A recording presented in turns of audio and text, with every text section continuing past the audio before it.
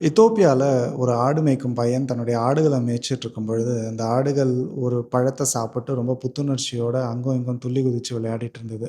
அந்த ஆடுகள பார்த்த அந்த பையனுக்கு ஒரே மகிழ்ச்சி. என்னதான் சாப்பிட்டுருக்கு அப்படின்னு பார்த்து, அந்த ஆடுகள் சாப்பிட்ட அந்த பழத்த எடுத்து அவனும் சாப்பிடும்போது அவனுக்கும் பயங்கர புத்துணர்ச்சி. இது ஏதோ ஒரு மாயப்பழமா இருக்குமோ அப்படின்ட்டு அந்த ஊர் சாமியார கூப்பிட்டுட்டு வந்து, "நீங்க இது என்னன்னு செக் பண்ணி பாருங்க" அப்படின்ட்டு சொல்லியிருக்கான். உடனே அந்த சாமியாரும் அந்த பழத்த சாப்பிட்டு பார்த்துட்டு, "நீ சொன்னது உண்மதான்ட்டு" அந்த புத்துணர்ச்சி பழத்த பானமாக்கிட்டாரு.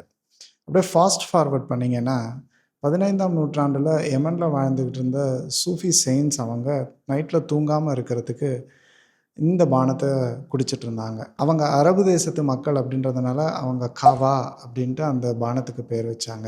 இந்த அரபு தேசத்து மக்களோட வாணிப தொடர்புல இருந்த இந்த துருக்கி மக்கள், அந்த காவா அப்படின்ற பானத்த தங்களுடைய மொழியில அத மொழிபெயர்த்து, அவங்களுடைய நாக்கு உச்சரிப்புக்கு ஏத்தா மாரி அது காவே அப்படின்னு மாத்துனாங்க.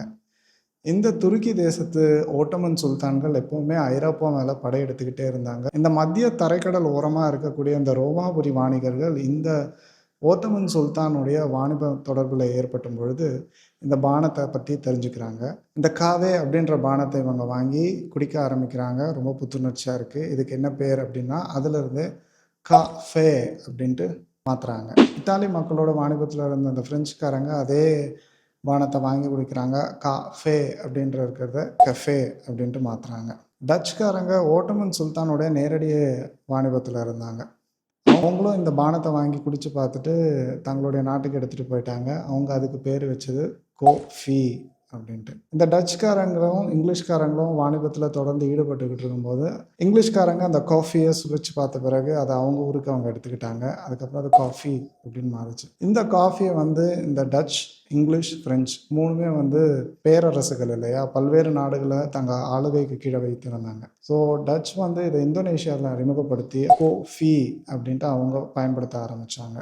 அங்க ஜப்பானியர்களோட டச்சுக்காரங்களுக்கு வாணிப தொடர்பு ஏற்பட்டதுனால, அவங்க ஜப்பானியர்கள் அந்த கோஃபிய குடிக்க ஆரம்பிச்சு, அவங்களுடைய நாட்டு மொழிக்கு ஏத்த மாரி அத கோஹி அப்படின்னு மாத்திக்கிட்டாங்க. இந்த பக்கம் வந்தீங்க அப்படின்னா வியட்நாம். வியட்நாம் வந்து பிரெஞ்சு ஆளுகைக்கு கீழ இருந்தது. வியட்நாமீஸ் அவங்க மொழியில காஃபே அப்படின்னு மாத்திக்கிட்டாங்க. பிரிட்டிஷ் ஆளுகைக்கு கீழ இந்தியா இருந்ததுனால, காஃபி அப்படின்ட்டு இருந்த அந்த வார்த்தைய நாம தமிழ்ல காப்பி அப்படின்னு மாத்திக்கிட்டோம். ஒரே ஒரு பழம் தான். ஒரே ஒரு கொட்டை வகை தான் இந்த காஃபி. அது அரபு தேசத்தில ஆரம்பிச்சு உலகம் முழுக்க பரவி, ஒவ்வொரு நாட்டிலயும், ஒவ்வொரு மொழியிலயும் பெருசா மாறுபடாம, அதே ஒலியோட இவ்வளவு மொழிகள்ல அது உயிர்ப்போட வாழ்ந்துகிட்டு இருக்கு. நீங்க காஃபி குடிக்கிற ஆளா இருந்தா காப்பி குடிக்கிற ஆளா இருந்தா கமெண்ட் பண்ணுங்க. இன்னொரு வீடியோல சந்திக்கிறேன். பாய்.